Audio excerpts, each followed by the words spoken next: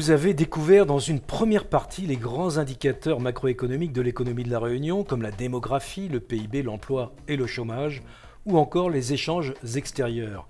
Nous vous proposons maintenant d'aborder les indicateurs microéconomiques de l'économie de la Réunion, les filières d'activité, l'agriculture, l'élevage, la pêche, l'artisanat, la construction, le tourisme. Restez avec nous, Philippe Narassiguin vous explique en détail ces indicateurs maintenant.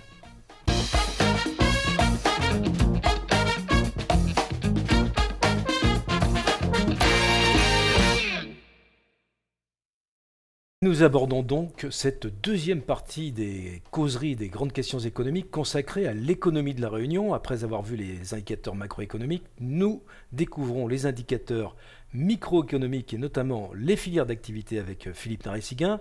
Au passage, si cela vous intéresse, n'oubliez pas de vous abonner à notre chaîne. Alors, Philippe Narassiguin, bonjour. Oui, bonjour Christophe Porlier. Donc, effectivement, nous allons parler d'indicateurs microéconomiques qui concernent les filières d'activité. On a vu tout à l'heure, auparavant, que le bilan macroéconomique n'était pas favorable, pour différentes raisons, que nous avons expliquées bien sûr. Et puis là, comme vous le voyez, il y a ces indicateurs microéconomiques qui sont beaucoup plus positifs, je dois dire, pour la Réunion, compte tenu des contraintes, notamment de tissus d'entreprises. Ce sont de toutes petites entreprises, avec un marché qui est contraint, moins d'1 million d'habitants, et une superficie étroite. Donc, par rapport à ça, je dois dire qu'il y a des facteurs encourageants. Alors, le tissu économique est composé essentiellement de très petites entreprises à La Réunion, ça vous le précisez. C'est vraiment une spécificité de La Réunion? Non, c'est de la France, c'est pareil, c'est de la France malheureusement. On a des toutes petites entreprises. Si on regarde les entreprises avec 0 salarié, c'est 47 610 entreprises au total. Entre 1 et 5, 10 000, un petit peu plus de 10 000, pratiquement 10 500. Et si vous prenez les entreprises où il y a plus de 20 salariés, elles ne sont que 1092. Et si effectivement vous regardez bien un petit peu plus en détail, en cumulant les chiffres d'entreprises entre 0 avec aucun salarié et 1 et 5 salariés, le nombre d'entreprises, le poids de ces entreprises, c'est 92,20% du total des entreprises, ce qui est vraiment considérable. On peut dire qu'on n'a pas, globalement, la Réunion a très peu de très grandes entreprises. En fait, la plus grande entreprise de la Réunion, ce sont les administrations publiques, tout simplement. Oui, c'est-à-dire qu'en fait, c'est ça, vous avez. Voilà, c'est important de le préciser, c'est que les administrations publiques sont comptabilisées dans ces. Ah non! Non, justement. Ah. Là, justement, je dis que les structures administratives, eux, ce sont des centaines de personnes qui travaillent dans les mairies, les collectivités locales, etc. Et là, effectivement, on voit que le tissu économique de la Réunion est très fragile, à l'image de la France métropolitaine d'ailleurs. Sauf qu'à la Réunion, par exemple, nous n'avons pas d'ETI, mais en France, on a aussi très peu d'ETI, et on aurait dû avoir plus d'entreprises de taille intermédiaire, comprises, l'effectif est compris entre 250 et 4 999 salariés selon l'INSEE. Mais donc, on a un tissu économique très fragile. Nombreux néanmoins, donc ce qui montre effectivement ce que vous disiez tout à l'heure, un dynamisme. On voit à la Réunion beaucoup d'activités, mais des entreprises qui ont du mal à vivre tout simplement, même si elles survivent. Mais l'artisan n'est pas quelqu'un de riche, ou le patron de PME réunionnais n'est pas quelqu'un de riche. Voilà, tout simplement. Donc ces grandes entreprises, on reverra peut-être, mais 1092 entreprises de 20 salariés et plus. Non, c'est pas grandes entreprises. Quand on est à 20 salariés, on ne peut pas dire que c'est... On peut pas dire que c'est des grandes entreprises. Ce ne sont même pas des ETI. Ah non, ETI, c'est entre 250 et 5000 salariés.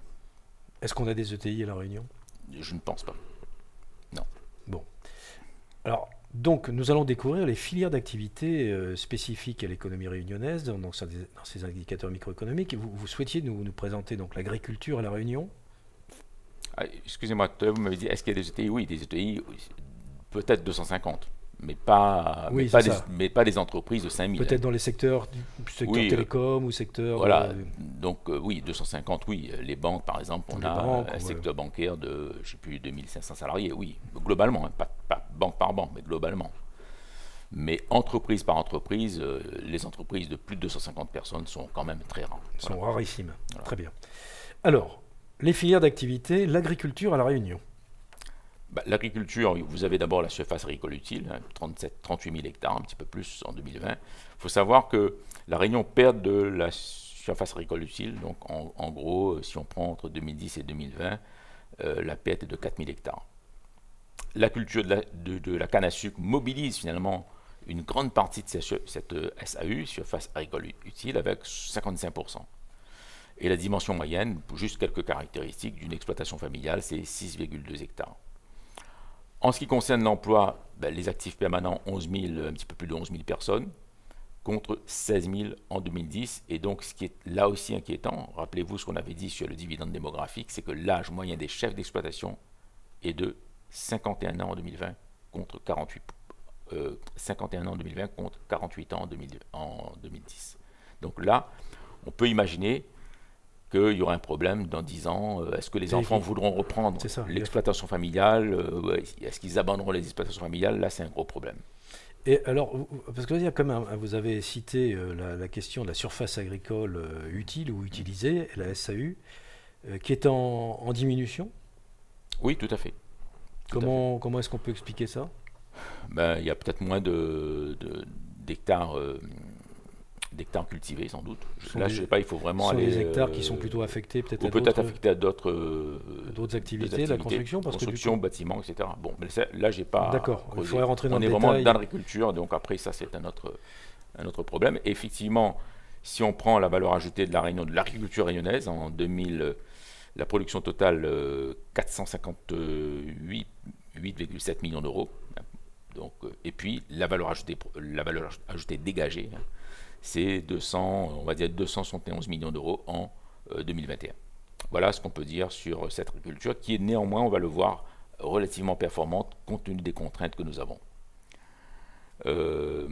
L'activité cannière, bien sûr, en recul en 2021 de 1,5 million de tonnes, c'est moins 3% sur un an.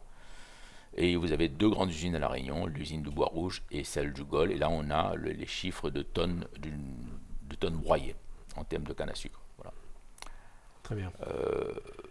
Alors, effectivement, là où il y a des filières qui vraiment sont performantes, les légumes. Il y a vraiment eu un effort considérable de la part des agriculteurs réunionnais d'essayer de couvrir au maximum la consommation locale. Et c'est une filière performante, d'ailleurs vous le voyez au tableau, 68% du marché en produits frais, donc cette production locale couvre vraiment une part importante, quasiment 70% du marché en produits frais. Production de tomates, 16 000 tonnes, et c'est vraiment le légume le plus produit, après, avec les salades, les breads, etc. Les importations de légumes sont de 17 000 tonnes. Vous regardez donc le chiffre en volume, c'est très intéressant. Donc d'un côté, on produit 16 000 tonnes, mais au fond, on n'importe que 17 000 tonnes. D'autant plus que ce qui est vraiment importé à La Réunion, ce sont les oignons qui viennent de l'Inde, à 62% de Madagascar. Vous voyez? Donc là, et puis vous avez aussi les pommes de terre, 3100 tonnes de France métropolitaine. Donc vous voyez que là, on peut féliciter nos agriculteurs d'avoir obtenu ces chiffres vraiment... ça, c'est remarquable. Ah oui, c'est remarquable. C'est 68% du marché global, 68% du marché en produits frais et 50% du marché global, y compris tout ce qui est importé. Tout ce qui est transformé aussi. Transformé, importé, bon voilà. Donc ça, c'est plutôt une bonne nouvelle. Ah, c'est une excellente nouvelle. D'autant plus que La Réunion développe aussi l'agriculture biologique, la culture bio en quelque sorte, et avec 1500 hectares pour 400 producteurs. Donc là aussi, il y a eu un dynamisme de nos producteurs locaux qui se sont diversifiés. Et cette présence de produits bio est désormais visible dans les supermarchés ou dans les magasins consacrés au bio. Voilà. Et vous voyez le contraste qu'il y a entre... d'un côté les grandeurs macroéconomiques qui disent beaucoup de choses aussi, on l'a vu, mais aussi des espoirs du point de vue microéconomique. Et là, justement, nous devrions penser aux stratégies de l'État, aux stratégies économiques de l'État pour encourager cette autonomie alimentaire, cette progression de notre autonomie alimentaire vers plus de production de qualité également, etc. parce que nous avons les hommes. Est-ce que nous les aurons encore dans 30 ans? C'est pas sûr. La question du capital humain et aussi la question des surfaces surfaces agricoles, qui ne devraient pas, voilà, il faut garder du capital foncier pour pouvoir faire une agriculture tout à fait. Alors sur la partie fruits, alors du coup c'est pareil, c'est très diversifié. C'est très diversifié. Bon, l'ananas, il y a beaucoup de fruits à La Réunion, mais là les mangues, etc., que j'ai pas cités là, hein, mais si on parle des gros volumes, c'est plutôt l'ananas, 14 300 tonnes, les agrumes, un peu plus de 8 400 tonnes, les bananes, 5 200 tonnes, et puis vous avez tous les fruits qu'il y a à La Réunion qui sont vraiment importants, la diversité des fruits qu'il y a à La Réunion. Je n'ai pas parlé des litchis, des longanies, des mangues, enfin tout ce qu'on produit à La Réunion comme fruits. Et d'excellents fruits, et d'ailleurs il y a un lien direct entre la qualité de ces productions et la santé. Et la santé, tout à fait. Et donc vous voyez, il y a une très grande diversification de la production de fruits, 40 espèces au total. Et là encore, belle performance, la production locale de fruits couvre 58% des besoins alimentaires en frais et 43% du marché global. Voilà. Et vous, donc en tant qu'économiste, 58% des besoins alimentaires couverts en frais, ça vous paraît être vraiment un résultat très très satisfaisant? Ben, il est d'autant plus satisfaisant que cela veut dire que La Réunion fait face aussi aux importations. On est capable de... Et concurrentiel. Voilà, on est capable d'être concurrentiel, on est capable de proposer des produits de qualité, même si c'est des fois un peu plus cher, par ailleurs. Mais les gens sont aussi dans les filières bio, on l'a vu, de fruits ou légumes produits à La Réunion. Donc oui, c'est d'autant plus spectaculaire, c'est d'autant plus remarquable qu'on fait face aussi aux importations, qui, eux, les importations sont très compétitives. Quand vous arrivez avec des chiffres de 68%, de 58% d'une production légumes et fruits qui couvre une partie largement plus de la moitié du marché global, c'est vraiment très, très, très performant, on va dire. Bon, vous semblez vraiment satisfait, ça fait plaisir, parce que c'est vrai que des fois, quand on regardait les indicateurs macroéconomiques dans l'émission précédente, on disait oulala, et finalement, il y a quand même des choses très très très positives. Ah oui, très positives. On peut dire aussi la même chose des productions traditionnelles comme la vanille, 187 hectares, pour une production de 4 tonnes, des huiles essentielles, géranium, vétiver, bérose, etc. Mais néanmoins, par exemple, la vanille, la Réunion importe quand même 10 tonnes de vanille par an, je crois que c'est plutôt de Madagascar, enfin bon, là j'ai pas la référence. Je crois que c'est de Madagascar. Et là encore, on pourrait accentuer, si vous voulez, cette production, l'augmenter. Encore faut-il, là encore, avoir des entreprises ayant de la trésorerie, ayant des compétences, ayant des commerciaux consacrés à l'export. Donc, tout ça, c'est le capital humain, mais que nous ne pouvons pas recruter, que nous n'avons pas sur place. Et aussi, cette trésorerie des entreprises qui est toujours très tendue. Donc, vous voyez, c'est pour ça que la taille des entreprises, vous ne pouvez pas exporter quand vous êtes 3 personnes. C'est pas possible. C'est un champ. Oui. Exploitation familiale, 4-5 personnes maximum, c'est pas possible d'exporter. Néanmoins, quelques entreprises agroalimentaires arrivent quand même à exporter. Je pense notamment aux produits comme des produits d'alcool, rhum, etc., les punchs, tout ça. Bref. Pour changer d'échelle, on pourrait peut-être interroger la filière économie, enfin pas la filière, l'activité d'économie sociale et solidaire avec des coopératives, avec des... Ben, ça existe déjà, par exemple la coopérative, mais en plus cette affaire d'économie sociale et solidaire, ça existe depuis 50 ans.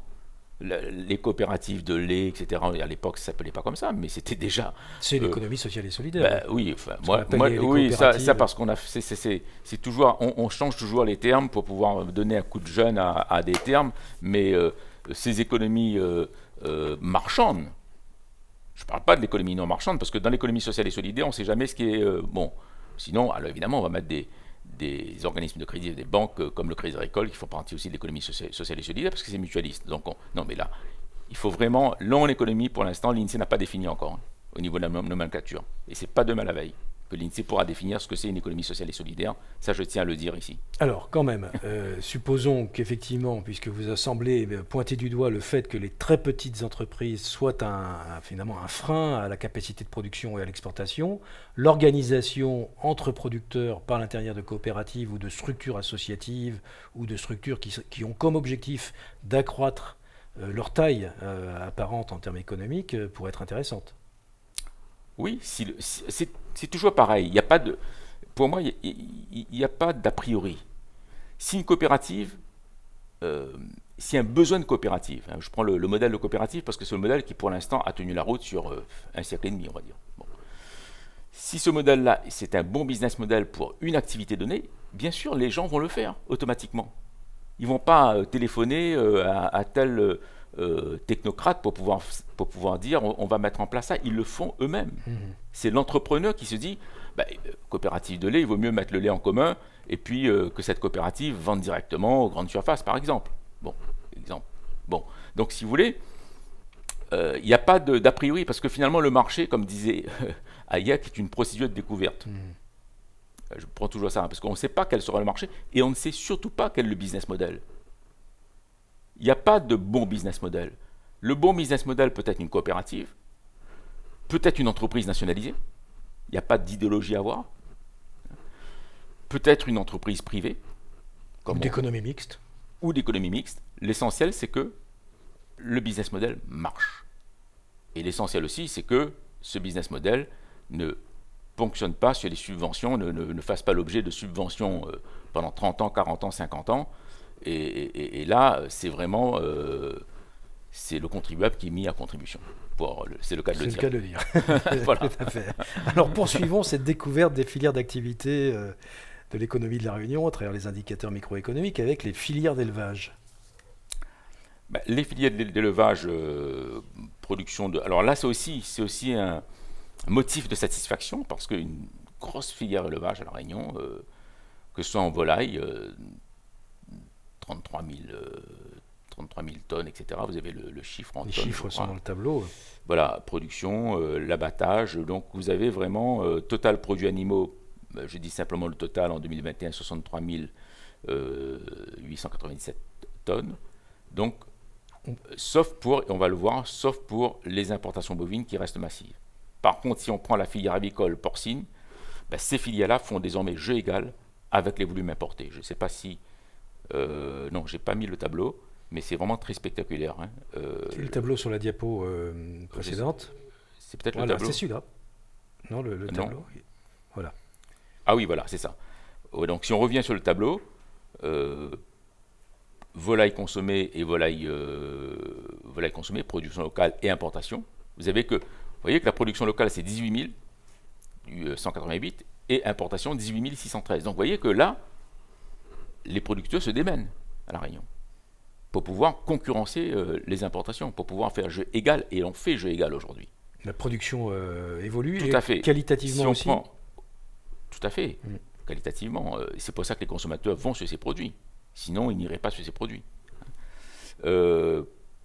Production de porc, vous voyez, production locale 12 000, importation 8 970. Donc là, on a dépassé finalement le nombre de tonnes importées en production locale. Et là, c'est vrai qu'au niveau de la filière bovine, il y a encore beaucoup de choses à faire parce que d'un côté, la production locale est de 1700 tonnes et les importations, alors que les importations se montent à 4380 tonnes. Oui. Donc là, encore du travail à faire sur la filière bovine. Alors ça s'explique peut-être par les capacités. Est-ce qu'on a la capacité à La Réunion de développer une filière bovine ? C'est là, ça demande peut-être plus d'équipements lourds, ça demande des investissements beaucoup plus lourds, etc. Mais moi, je ne suis pas spécialiste. Après, il faut regarder dans le détail. Dans le détail, oui, tout à fait. Alors, donc ensuite, vous souhaitiez nous parler aussi, on continue sur la découverte de ces filières, et la pêche, évidemment. Alors là, c'est naturel pour une île au milieu de l'océan Indien. On a effectivement une pêche artisanale et une pêche en haute mer. La pêche artisanale, c'est quand même 226 marins, 165 navires. Bon, pas des grands navires, bien sûr. Petite pêche, un bateau de moins de 12 mètres. Et la pêche palangrière côtière. Donc, montant des captures en 2020, là on a le chiffre 2020, 593 tonnes. Pêche palangrière, de la petite pêche, pêche palangrière, donc 514 tonnes. Donc, cette dernière composée donc d'une flottille de navires dont la longueur est relativement faible. C'est moins de 12 mètres, quoi. Oui, moins de 12 mètres, on va dire. Et puis, on a la pêche palangrière hauturière, pardon. Et là, 90 marins, 19 navires, et puis des captures importantes de 1612 tonnes 2020. Et la moitié de la production est exportée. Alors là, c'est vraiment une surprise, ça. Oui, c'est une surprise. Bon, c'est pas beaucoup en valeur, ça ne représente pas beaucoup malheureusement, mais Les entreprises contrôlent aussi les établissements de transformation et d'exportation. Donc, vous voyez qu'il y a déjà quelque chose qui existe et qui se développe. J'espère que ça va se développer encore plus. Voilà. Parce que là aussi, on est très concurrencé par d'autres pays dans le domaine des exportations de pêche ou de la production et des exportations de pêche, par exemple. Donc, on fait face à un marché international. Et là, c'est intéressant de voir que la Réunion exporte. Il faut un début à tout, de toute façon. Très intéressant. Oui, oui, c'est vrai que est-ce que l'exportation, est-ce que c'est au détriment de la consommation locale? Est-ce qu'on importe? Ah non, la production locale est quand même bien servie, si je puis dire. D'accord. On a tout ce qu'il faut au niveau de la production locale, mais c'est intéressant de voir qu'on arrive à exporter. C'est ça, en fait, qui est le point significatif voilà, en économie. Alors toujours sur cette filière pêche, donc là vous avez un tableau très comparatif entre ces différents types de poissons en fait qui sont en tonnes, oui, hors pêche industrielle, effectivement, sur la petite pêche, on fait à peu près 500 tonnes, un petit peu plus de 500 tonnes, entre 450 et 500 tonnes. Pareil, pour la pêche artisanale, toujours palangrière côtière, si on prend le chiffre 2020, 389 tonnes. Et puis la pêche industrielle, on l'a dit tout à l'heure, 1612 tonnes. Donc vous voyez que la pêche est quand même un secteur d'activité qui compte à La Réunion. C'est pour ça qu'il faut vraiment voir La Réunion des deux côtés, du côté macroéconomique et du côté microéconomique. Oui, alors là pour le coup c'est vraiment une sorte de révélation, de découvrir qu'effectivement on peut avoir deux analyses vraiment qui sont complémentaires, c'est-à-dire qu'on ne peut pas se limiter simplement à prendre les grands indicateurs macroéconomiques. C'est important les grands indicateurs économiques. C'est important mais pas suffisant. Mais pas suffisant, tout à fait. Alors continuons cette découverte des filières d'activité avec le secteur artisanal. Secteur très important à La Réunion, si vous parliez de beaucoup d'activités économiques à La Réunion, c'est vraiment cette constatation est vraiment due également au nombre d'entreprises artisanales, 22 248 entreprises artisanales à La Réunion en 2021. Et le secteur bâtiment, bien sûr prépondérant, avec 35% du total. Et le chiffre d'affaires du secteur, c'est quand même un petit peu plus de 2 milliards d'euros. Alors, l'alimentation, on le voit là, secteur alimentaire, un petit peu plus de 3600 entreprises. Secteur de la production artisanale, un peu plus de 3400. Bâtiment, 8200, un peu plus. Et puis les services, 6600. Donc un total de un peu plus de 22 000 entreprises. Ce qu'il y a d'intéressant, c'est que ce secteur continue à s'accroître. Si on prend par exemple l'évolution 2021-2020, pratiquement plus 5% entre ces deux années au global. C'est intéressant. On est en croissance. En bonne croissance, on va dire. Bonne croissance. Croissance significative, donc ce qui est une bonne nouvelle encore. C'est un bon indicateur. C'est un bon indicateur, une bonne nouvelle, parce que même si l'entreprise artisanale, malheureusement, n'arrive pas à créer des salariés, souvent ce sont des artisans qui travaillent seuls, ou alors avec un employé maximum. Mais c'est dynamique. C'est dynamique. Il y a de la demande. Mais c'est dynamique. D'accord. 1 ou 2 employés, je veux dire, c'est ça. Alors oui, vous avez des entreprises artisanales qui vont jusqu'à peut-être 10 salariés, mais les effectifs sont quand même très peu nombreux. Et alors du coup, il y a un nombre élevé, il y a un soutien. Il y a un soutien vraiment au recrutement d'apprentis. Mais ça, c'est plutôt aussi une très bonne nouvelle pour l'avenir. C'est des gens qui potentiellement deviendront demain des artisans, oui, des chefs d'entreprise. C'est ce que j'ai mis là, c'est ce qu'il y a au tableau. Donc le nombre élevé d'apprentis, dû à l'aide exceptionnelle qui a été accordée au secteur artisanal dans le cadre du fameux plan France Relance. Néanmoins, il faut quand même se poser des questions. Est-ce que ces personnes resteront dans l'entreprise? Est-ce qu'elles désirent être formées sur une longue période pour rester dans l'entreprise? Ou est-ce qu'elles vont partir au bout de 6 mois, au bout de 7 mois, au bout de 8 mois? Là, il faut vraiment avoir des enquêtes de ces organismes comme Chambre de métier par exemple de La Réunion qui nous disent vraiment au bout de combien de temps quelqu'un reste, quel est le taux de stabilisation, plus de 6 mois, plus d'un an, et puis est-ce que ces contrats de première embauche, on peut dire, est-ce que ces contrats d'apprentissage se transforment vraiment en contrats à durée indéterminée? Donc là, on aura vraiment des indicateurs intéressants. Et ce qui est le plus important, c'est un rajeunissement aussi. Rajeunissement, puis là on est sur le capital humain, c'est de la formation. Voilà, parce de père à qu'un père. artisan pourra vendre peut-être à quelqu'un, un ouvrier qui est bon, il pourra revendre à un jeune qui sera resté 10 ans, 15 ans, lorsque lui il aura pris de l'âge, il pourra revendre cette entreprise, Il pourra la céder, et voilà, donc il y aura ouais, une maintenir continuité qui se fera au niveau des entreprises artisanales dans le temps. Alors vous faites un focus effectivement sur le secteur de la construction, qui est quand même une des grosses activités, le BTP à La Réunion. Tout à fait, bah là c'est un des plus gros secteurs d'activité, 8000 entreprises, 16 000 salariés. Et alors évidemment, vous avez des petites entreprises, des toutes petites PME qui coexistent avec des firmes beaucoup plus grandes, comme par exemple les sociétés d'économie mixte, il y en a beaucoup à La Réunion, un certain nombre en tout cas. Et les montants des crédits accordés au secteur BTP sont souvent considérables, pèsent pour 42,8% du total des crédits. C'est notamment les crédits type CDC. La CDC finance beaucoup les sociétés d'économie mixte, comme vous le savez. Caisse des dépôts et consignations. Et le parc locatif social, c'est quand même à La Réunion plus de quasiment 79 000 logements sociaux au 1er janvier 2021. Logements, pardon.